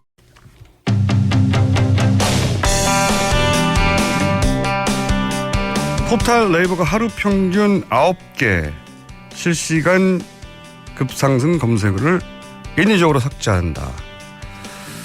이 이야기는 김어준 뉴스공장이 삭제된다는 얘기가 아니고요. 한국인터넷자율정책기구 검증위원회에 관한 보고서에 이런 결과가 있습니다. 이게 어떤 의미인지 디지털 포렌식 전문가이자 두 얼굴의 네이버 저자인 김인성 전 한양대 교수 전화 연결해보겠습니다. 안녕하세요. 네, 안녕하세요. 네, 오랜만입니다, 교수님. 네, 예, 오랜만입니다. 자, 교수님은 사실상 처음으로 이 포탈 검색어가 조작되고 있다는 공개 고발을 처음으로 하신 분이에요. 네. 네. 그게 이제 아주 구체적인 신뢰로 노무현 대통령 서거일 당시의 검색어를 예로 드셨기도 했는데 혹시 이 이야기를 처음 듣는 분들을 위해서 잠깐 그때 설명해 주시죠. 네, 여태까지 이제 실시간 급등 검색어가 조작된다, 뭐 사라진다 이런 얘기가 이제 실제로 잠깐 나타났다 사라지는 걸 캡처해서 이제 그런 얘기들 했었는데. 개인 단위에서 그런 의혹들이 있었죠. 예. 예. 근데 네이버에서 자체적으로 만든 트렌드 영감이라는 책이 있습니다. 네. 2008년, 2009년에 이제 만들어졌는데 2009년 5월 23일부터 29일까지 예. 노무현 대통령이 서거하시고 장례식 할 때까지 단 한 번도 1위에 예. 검색어 노무현이라는 단어가 나온 적이 없거든요. 정말 이상한 일이죠. 노무현 대통령이 서거했는데 그 검색어가 1위를 한 적이 없다는 게 몇 달 동안 말이 안 되는 거죠. 네네. 거기 둘째 날 장례식 하는 둘째 날 새벽에 잠깐 노무현이라는 단어가 나왔었는데요. 네. 저는 그때 인위적으로 이렇게 제거하다가 새벽에 그냥 실수했다 이렇게 생각하죠. 그러니까 국장 동안 7일인가요? 9일에 7일인 것 같은데 그동안 단 한 번밖에 노무현이라는 단어가 1위 한 적이 없습니다. 네. 아예 없던 적도 많고요. 저도 기억하는데. 예. 사실 뉴스에서 조금만 다뤄지거나 아니면은 예능 프로에 잠깐 등장한 연예인들로 네. 실시간 검색을 1위 하고 하는데 노무현 대통령이 서거한 날 노무현이라는 단어 자체가 아예 등장하지 않는 시간대가 많았고 네. 그리고 내내 잠깐 등장했다 사라지거나 새벽에 잠깐 한 번 1위 한 적이 있지만 그 이후 또 사라지거나 이 현상이 너무나 이상하다. 명백하게도 이상하다. 네. 하는 내용과 다른 여러 가지 구체적 정황을 담아서 책도 쓰셨고 공개적으로 고발도 하셨죠. 예. 네네. 그런데 그 이후로도 이런 그 증상들, 현상들은 완전히 사라지지는 않았어요. 그죠? 네네. 우선 이걸 여쭤볼게요. 보통은 이 순위는 자동으로 사람들이 많이 검색하면 검색할수록 노출되는 거 아니냐라고 생각하는데 이게 인위적 개입이 기술적으로 가능은 한 겁니까? 기술적 관점에서? 인위적인 개입이 없을 수가 없는 게 이제 그냥 그대로 두면은 이런 뭐 음란물이라든지 그렇죠. 예. 무슨 뭐 예를 들어서 뭐 암살 방법이라든지 이런 불법적인 게 대부분 차지할 거고요. 그렇겠죠, 당연히. 그래서 이제 그런 단어들을 계속 이제 그 체크해서 자동으로 사라지게 하는데 네. 보통 이제 그런 검열이 존재하면 이제 우회적인 방법으로 뭐 이렇게 그 발음을 좀 틀리게 한다든가 그렇게 해서 계속 올라오거든요. 그렇죠. 그런 거는 사람이 그 개입을 하지 않으면 안 되는. 결국은 마지막에 사람이 개입해야 되는 겁니다. 애초부터 불법이나 혹은 19금 단어들 때문에 기술적 개입도 네네. 있고 인위적 개입도 당연히 있다. 기본적으로. 네. 근데 여기서 이제 소위 유혹을 느끼느냐 안 느끼느냐의 문제겠죠. 유혹을 느끼더라도 이걸 막을 장치가 있느냐 없느냐 이런 문제인데 네. 예. 지금 이제 교수님이 처음 의심하신 것은 노무현이라는 단어가 노무현 서거일 내내 제대로 등장하지 않는 게 말이 되느냐. 이건 인위적인 개입이다. 네네. 라고 판단하셨고 사례를 모아서 아예 책까지 내신 거고. 네네. 그런데 그 이후에 이 문제가 이제 여러 차례 공론화가 되고 문제 제기가 됐지만 실제로 검증위원회라는 곳에서 큰 문제가 없다고 결론나지 않았습니까? 그게 제가 2011년, 12년 계속 주장해서 그 2013년 초에 보고서가 이제 처음 만들어졌는데요. 그때도 이제 그 외부 자문역으로 저를 토빙해서 갔었는데 보니까 되게 이제 구색 맞추기더라고요. 최종 보고서를 그 외부 전문가가 검증을 하고 이렇게 하기로 했었는데 그런 거 없이 그냥 발표한다 그러길래 내용도 모르고 제 이름이 들어가잖아요. 그래서 제 이름 빼라라고 했던 그게 지금 2003년, 2013년, 14년, 15년 이렇게 보고서가 나오는 거죠. 그러니까 제가 보기에는 키소라고 하는 게 이제 그 인터넷 업체들의 어떤 그런 외부 압력이나 이런 거를 막아보려고 힘을 모은 건데. 이익단체죠, 사실상. 예. 예, 제가 보기에는 뭐 거의 뭐 인터넷의 정경련이다 이렇게 생각하는 거죠. 게다가 이 외부 2013년인가 이때는 그게 처음으로 문제 없다는 결론을 냈을 때 당시 네이버 대표가 이 키소 대표 아니었나요? 그런 위계는 잘 모르는데 네이버하고 이런 포털 업체들이 주로 이제 회원사로 해가지고요. 네.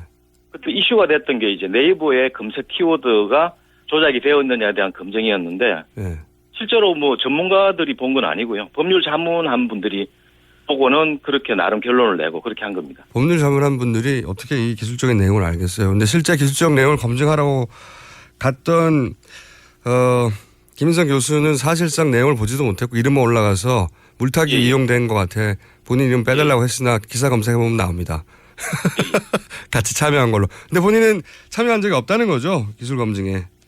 그래서 그 나름 그 어떤 공정하게 해보겠다라고 하길래 저는 뭐 이렇게 국내 포털들이 제대로 하겠다 그러면 항상 도와주려고 하는 입장이거든요. 네네. 그래서 가봤더니 뭐 결국은 그냥 이렇게 이름만 활용하려고 하는 그런 거였더군요.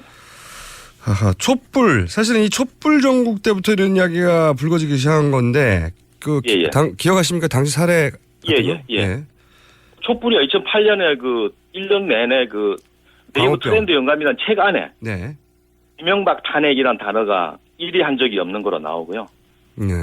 그 다음에 뭐 실제 어떤 굉장히 그 네이버가 사과문까지 발표한 거는 그 진성호 신정아 사건. 그때 신정아 씨가 진성호라는 분이 뭐 이렇게 추행을 했다 이런 게 있어서. 그 한나라당 진성호 의원이요. 예. 그 뭐죠 연관 검색어에 이제 같이 이름이 뜨니까 진성호 의원 측에서 진성호 이름 빼달라 그랬는데 네이버가 그 연관 검색어만 빼달라고 했는데 실시간 급등 검색어에서도 빼줘가지고 그때 부탁하지도 않은 걸 왜 뺐냐. 다른 포털들은 아무것도 안 해줬는데. 아니 그래서 당연히 주목받는 정치적 사안이고 거기에 정치인 이름이 거론되는데 빼달라고 하니까 빼줬다는 거 아닙니까, 그죠? 그렇죠. 그런 사례들이 이제 실증적으로 여러 개가 나왔기 때문에 지금 뭐 손대지 않는다 이런 얘기는 전혀 신빙성이 없죠. 그러니까 문제 없다고 자체 보고서가 났고 키소라는 이름으로 나왔지만 사실 거기에는 법률 전문가들이 보고서가 문제 없다고 한 것이지 실제 이 검증을 해낼 수 있는 기술적 자문 역할을 하는 외부인들은 제대로 참여한 적도 없고 교수님 자체도 참여한 적이 없고 그러면 같이 이름만 나갔다. 예, 2013년은 그랬고요. 네. 그래서 이제 뭐 마지막으로 한 말씀 드리면은 그 검색이라고 하는 게 그 국민들이 관심사가 들어오는 거잖아요. 그러면 포털 측은 다 누가 어떤 관심이 있는지, 그렇죠. 뭐 성별이나 나이나 지역인 다 알기 때문에 이런 게 공개되지 않고 악용되면은 뭐 어떤 우리들의 생각을 이미 다 알고 뭔가 정치적인 게 개입이 되기 때문에 이런 것들은 굉장히 뭐 이번에 뭐 그 트렌드 영감이라고 이렇게 트렌드 검색이라고 하는 것도 뺀다 그러는데 그런 게 이제 그 트램프하고 이런 정치인들 선거 같은 국면에서 거의 다 정확하게 드러나거든요. 누구가 인기가 있는지. 그렇죠. 구글 같은 경우는 그걸 보고도 누가 당선될지를 예측하면 거의 맞다고 하는데. 예. 그런 거를 미리 알면은 거기에 이제 뭔가 이렇게 좀 더 그 부과한다든지 그 인기 있는 어떤 정책을 또 관심 있는 걸 제기한다든지 이래가지고 판도를 바꿀 수 있는 거죠. 그러니까 이게 검색이란 거는 굉장히 중요한 거기 때문에 공개적으로 다 투명하게 관리돼야 된다라고 하는 게 제 생각입니다. 특히 이제 포털 네이버 같은 경우는 워낙 지대한 영향을 미치고 1,000만 명 이상이 접속하기 때문에 말씀하셨다시피 원하지 않는 검색어를 차단할 수 있다는 의혹이 있다면 거꾸로 원하는 검색을 부각시킬 수 있는 힘도 있는 것이고요. 그런 방식으로 여론에 개입하거나 여론을 움직일 수 있는 큰 툴을 가지게 되는 거니까 권력이 그런 유혹을 느낄 수 있기 때문에 이건 완전히 투명하게 해야 한다. 이제 곧이어 대선 시즌이 오기 때문에 더더욱 이 문제는 계속 지적하고 문제 제기를 해야 되겠네요. 네네. 그 잠깐 그 사례 말씀드리면 한명숙 서울시장 후보 때 여론조사가 10% 이상 차이가 났었는데 언론 발표가 실제로는 0.6% 차이가 났거든요. 결과적으로는.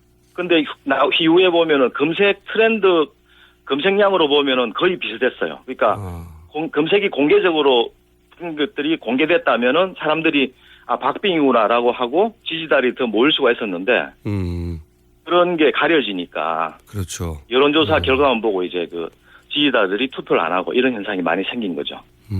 영향을 끼친 사례로 교수님은 의심하고 있는 그런 이야기를 하시는 거고 그게 이제 과거에 그랬다면 앞으로 그러지 말라는 법이 없으니 이 부분에 대해서 네이버가 검색어에 관해서는 굉장히 투명하게 해야 되고 그걸 강제해야 된다. 그런 문제 제기신 거죠. 예. 그 방송이나 이런 것보다 훨씬 위력적이기 때문에. 맞습니다. 방송도 지금 뭐 그런 탄압 사례들이 많잖아요. 예. 근데 지금 검색이나 이런 것에 대해서는 전혀 이런 얘기가 안 나와요. 그러니까 분명히 압력이 가고 있을 텐데 이런 얘기가 안 나오는 거기 때문에 저항한 게 하고 있다고 하는 표시가 없다면은 무역하고 있다 이렇게 판단해야 됩니다. 알겠습니다. 오늘 말씀 감사합니다. 이 이슈는 저희가 앞으로 지속적으로 관심을 가지고 짚어보려고 하니까 그때 연결하겠습니다. 감사합니다. 네. 지금까지 김인성 전 한양대 교수였습니다.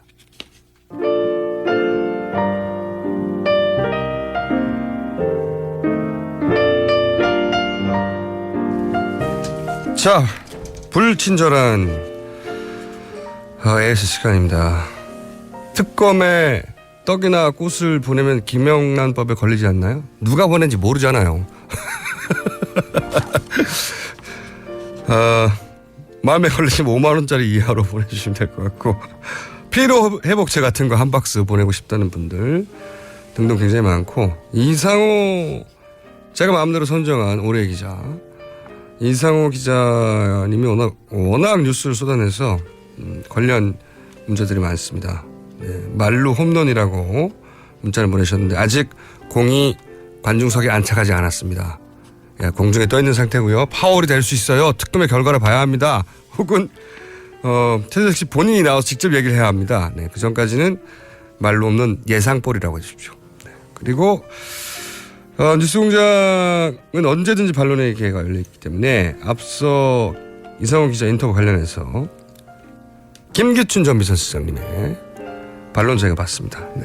그리고 지금 해외에 계신 걸로 알고 있는데 정유라 씨도 얼마든지 반론 가능합니다. 요즘은 국제 전화가 잘 됩니다. 네.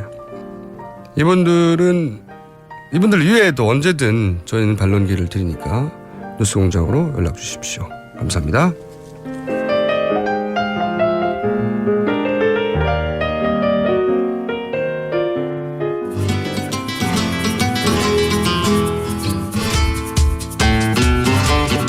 자, 걸리면 뼈도 못 추리게 되는 그리고 2016년 뉴스공장 공식 마지막 게스트 네. 황교익 막 칼럼니스트 나오셨습니다. 안녕하십니까? 예, 반갑습니다. 네, 이상한 기자 폭탄들 보셨죠? 네, 들었어요. 네. 쾅쾅쾅쾅 터지고. 예전에는 이런 말 잘 안 믿었거든요. 원래 이런 거 싫어하시잖아요. 약간 이렇게 음모론 뭐 이런 거. 그러니까 정확한 팩트 없는 이야기들. 그렇죠. 네. 그런데 요즘은 믿어요. 세상 돌아가는 꼴이 이상해요. 이분이 믿으면 다 믿는다고 봐야 돼요. 이분 굉장히 의심이 많고 까칠하고 남들 다 믿는 것도 그거 아닐지도 몰라 파보고 그런 분인데 이분이 맞나 보다 이제. 별일이 다 일어나요. 그러니까 과거에는 에이 설마 그러니까 말도 안 해. 말도 안 돼. 야, 대통령 연설문을 어떻게 바깥에 민간인이 일게. 그러니까요. 맨 처음에는 그 정도 시작됐죠. 근데 갑자기 다음날 했습니다. 그러니까 다른 순간부터 무너지기 시작했어요. 참 그래요. 그래서 그게 한번 무너지기 시작하니까 오늘도 정말 어마어마한 얘기거든요. 그렇죠. 그러니까 최순실 씨 자매 그 가족, 그러니까 어머니와 함께 일가가 최태민 씨를 살해했을지도 모르는 의혹을 제가 말한 게 아닙니다. 이상욱 기자 모두 다 책임져 주시고 의혹을 제기하고 그것을 구체적 정황으로 얘기해 버리니까 참. 예전 말도 안 돼 이랬는데. 네. 요즘 그럴지도 모르라. 게다가 그걸 특검이 지금 수사하고 있다는 거 아닙니까? 참. 기가 막힌 세상입니다. 자, 입맛 떨어지는 그 뉴스만 있는데 이거 입맛 돌게 하는 걸 이야기를 해야 되는데 저 별로 또 그런 것도 아니고 해가지고 좀 죄송해요. 아니 이 음식 너무 맛있어는 모든 방송에서 다 하고 있으니까요. 그래요. 네, 그러니까 이제 황교익 씨는 우리가 다 믿고 있고 당연한 것을 인식하고 있는 상식에 준하는 팩트처럼 통용되는 것들 중에 그게 꼭 그렇지만은 않다라고 굳이 꺼내가지고 사람들 가슴에 못을 박고 몇몇 사람들에게. 자, 오늘 어떤 이야기입니까? 김치 이야기입니다. 아, 이거 큰일 났어. 김치 맞아. 우리가 김치는 그 한민족의 신성한 아주 음식이라서 김치에 대해서 뭔가 딴지를 걸면 이꼴 김치죠. 그런데 김치를 많이 먹는 것 같지만은 또 식당에서 김치를 먹는 모습들을 이렇게 관찰해 보면 거의 손을 안 대는 경우가 많아요. 뭐 입가심 정도로 먹는 경우도 많고요. 놓이기는 놓여 있어요. 김치가 안 놓여 있는 상황은 우리가 상상하지는 못하죠. 그렇죠. 없으면 굉장히 섭섭해해요. 그 김치도 안 내놓는다고 식당 주인한테 뭐라고 말하고 그래요. 정작 주면 다 남기고 하죠. 그렇죠. 그런데 놓여 있는 거 다 남겨요. 그 놓여 있는 그 김치에 대해서 의심을 하는 거죠. 저 중국산일 거야. 그런 의심도 있고. 그 국산이라고 이야기해도 조금 찝쩍이다가 그냥 말아요. 그리고 뭐 식당의 김치라는 게 그렇게 관리가 잘 되고 있는 그런 김치가 아닌 경우가 많거든요. 밥집 반찬으로 나오는 김치가 아주 맛있는 경우가 좀 드물기도 하고요. 지금 우리가 김치에 대해서 생각하고 있는 게 딱 그 식당의 김치가 아닌가. 한국인이 다 좋아하고 세계인들도 다 좋아해야 되는 그런 김치인데 실제로는 우리가 그렇게 썩 좋아하지도 않고 소비량이 생각만큼 많지도 않다. 김치에 대한 환상 같은 게 있어요. 그게 이제 한국인의 대표적인 음식으로 김치를 얘기하고 또 그 유산균 비롯해서 발효 음식의 특징으로서 등등등등 많은 이야기를 듣고 해외 나가도 다 한국인은 김치다라고 믿고 있다고 우리가 믿고 있죠. 그렇죠. 그 2000년이었을 거예요. 그때 코덱스에서 김치를 식품 규격에 국제 식품 규격에 이제 등록을 할 때 그때 뉴스가 이런 게 나왔어요. 김치가 기무치를 이겼다. 김치가 기무치를 기무치. 그 일본에서는 기무치라는 이름으로 코덱스에 등재를 하려고 했는데 우리가 그것을 막아내고 김치라는 이름으로 등재를 했다. 아주 자랑스럽게 그때 대대적으로 보도를 하고 그랬어요. 1990년대 중반에는 뭐 김치 종주국 선언이라고 해서 그때 서울 광장에 모여가지고 막 이렇게 그 대회도 하고 이랬어요. 우리나라 김치가 외국 사람들 특히 이제 일본인들이 가져가서 자기 마음대로 레시피들 바꾸고 뭐 이렇게 했다. 고유의 맛이 변한다. 뭐 이런. 근데 그걸 입장을 조금 이렇게 바꿔보면 이래요. 한국인이 가장 많이 먹는 바깥에서 먹을 때 보면 김치보다 더 많이 먹을 수도 있는 음식이 있어요. 뭡니까? 닭광. 닭광. 이거 닭광이라고 이야기하면 안 되고 뭐 순화로 이렇게 단무지라고 이야기하죠. 그 원래 이름 일본 닭광이잖아요. 그렇죠. 그런데 우리는 닭광이라고 안 부르고 단무지라고 우리가 이름을 바꿨잖아요. 그리고 일본의 닭광은 그 제조법이 달라요. 무를 말려서 쌀겨에 이렇게 절이는 숙성 과정을 꽤 길게 거치는 음식이거든요. 그런데 우리는 그런 거 안 하거든요. 그냥 시고 달고 짠 물에 일본이 닭광에 들어와서 한국식으로 변한 거죠. 그렇죠. 레시피를 완전히 바꿨어요. 우리식의 단무지는 일본에는 없습니다. 우리식으로 레시피를 바꿨고 이름도 닭광이라 안 그러고 단무지라고 이름을 붙이고 우리 마음대로 우리가 먹고 있는데 일본 사람들이 거기에 대해서 항의하거나 닭광이 뭐 단무지하고 다르다는 뭐 이런 거 하거나 그러지는 않죠. 예, 닭광 생각해 보면 일본에서 우리나라 김치 역할을 하는 음식 맞네요. 그렇죠.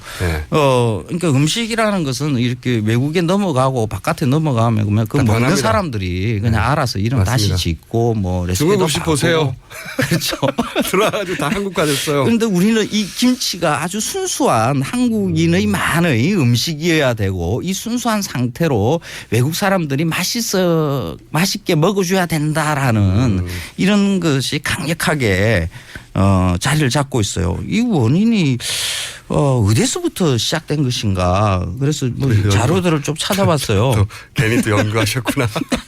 아니 기본적으로는 이 국가적 단위에서 이제 우리나라가 소국이고 자존감이 좀 왜소하고 우리끼리 그 변방 의식 가지고 있고 이런 영향도 분명히 있죠. 그래가지고 이제 과도한 의미를 부여하는 거죠. 김치에 대해서. 제가 늘 이야기하는 게 우리나라 사람들이 음식에다가 민족주의를 강력하게 붙여놨다라고 이야기를 하잖아요. 과도한 의미 부여를 하는 거죠. 이 지점이 그 민족 조선에서는 사실 뭐 민족이란 개념도 없으니까 우리나라 음식, 조선 음식이 최고야 이런 것들 이야기 안 해요. 유학자들이 또 음식 이야기하는 걸 꺼리거든요. 그런데 그렇죠. 이런 생각이 처음으로 이제 등장하는 게 일제강점기에 1920년대거든요. 제가 한 문장 한번 읽어볼게요. 일본인들이 우리나라 김치 맛을 본 후에는 귀국할 생각조차 없어진다더니 뭐 그러니까 김치 맛보고 일본인들이 자기 나라로 돌아가지도 않는데요. 나라는 뺏겼는데 그나마 붙들고 있는 게 이제 김치 맛이 더 낫다 이런 거죠. 서양 사람들도 대개는 맛만 보면 미치는 것이 나는 서양 음식을 먹고 그렇게 미쳐보지 못한 것에 비하면 아마 세계 어느 나라 음식 가운데든 우리나라 김치는 조금도 손색이 없을 뿐만 아니요 나에게 물을 것 같으면 세계 제일이라고 하겠습니다.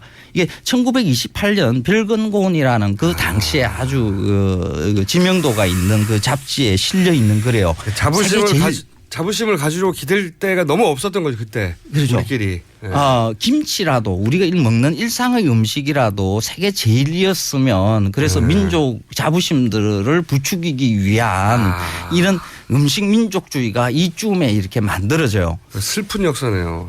얼마나 기댈 게 없었으면. 그렇죠. 그런데 이걸 독립국가를 이루고 난 다음에 그러니까 적어도 1945년 이후에는 이런 거 안 해도 되거든요. 맞습니다. 이미 우리는 뭐 독립을 민주공화국을 이루고 있는데 근데 이걸 버리지를 못했어요. 그냥 계속 이어오는 거죠.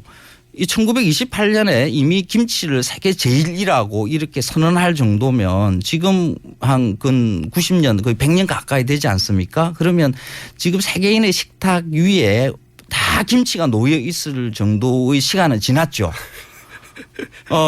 그런데 그때 당시에 1928년의 생각이 그대로 지금도 생각만 유지를 하고 현실은 전혀 그렇지 않은 일이 벌어지는 거죠. 저는 이렇게 생각합니다. 이게 식민지 시대에 우리한테 조선을 원래 당하기도 쌀 정도로 조선놈이 뭐 그렇지 하고 그렇죠. 말하는 그런 어떤 그 왜소한 변방의식 그거를 내면화해가지고 아직도 우리가 조그만 민족이고 그러다 보니 뭐 기댈 데를 찾고 있는 굉장히 서글픈 자의식이네요. 그렇죠. 근데 이 현실에서 정치인들이 또 교묘하게 또 이용을 해 먹는 거죠. 달라붙어가지고. 돈 빼먹기 아주 좋은 아이템이거든요. 국민들이 가지고 있는 애국심, 민족주의 이걸 살살 건드리면서 예산들을 만들어내는 거죠. 또 황 선생님 그런 거 못 보잖아요. 저놈들 또 저런다 그러고. 그래서 김치를 세계화해야 된다 하면서 뭐 김치 세계 뭐 연구소도 만들고요. 외국의 유명한 요리사들을 불러와서 김치를 가지고 할 수 있는 음식들 뭐 이런 것도 하고요. 외국에 나가서 김치 공짜로 이렇게 입에 넣어주고 맛있다라고 이야기하는 것을 어떻게 하든지 간에 카메라에 담아서 우리나라 방송 시청자들한테 보여주고 민족적 자부심 느끼게 해주고 우리 정부가 이렇게 열심히 지금 일을 하고 있지 않느냐. 그 중간중간에 이제 정치인들이 등장하는 거죠. 오케이. 대통령이 동의합니다. 등장하고 이러면 저 정치 잘한다. 표 끌고 모으고 그 관련자들이 또 돈을 가서 챙겨가고 하는 이런 일들이 만들어지는 거죠. 식민사관이라고 볼 수 있겠네요. 식민사관이 우리한테 주입한 우리의 외세어진 자의식 그걸 기반으로 계속 그게 한 번도 넘어간 적이 없는 거예요, 제대로. 정치라는 것은 늘 이야기하는 일상이거든요. 우리가 그 정치 지도자들 몇몇 정치 체제들을 바꾼다고 해가지고 그 민주공화정에 맞는 정치를 잘 할 수 있다라고 저는 생각하지 않아요. 시민들이 민주공화정에 맞는 그런 생각들, 일상의 생각들을 가져야 되는 거죠. 우리나라 헌법이 그렇게 돼 있잖아요. 대한민국은 민주공화국이다. 한민족 공화국이 아니거든요. 그러니까 일상에서 민주공화정에 선생님? 맞게끔 생각을 해야 되는 거죠. 김치를 올해 가지고. 방송 끝나가고 있습니다. 아 그래요? 벌써 그렇게 됐어요. 네, 올해 방송 여기서 마칩니다. 황교익 마칼럼스트고요. 저는 김원준이었습니다. 월요일이 내년이네요. 네, 월요일 날 아무런 특집 없이 뵙겠습니다. 새해 복 많이 안녕. 받으십시오.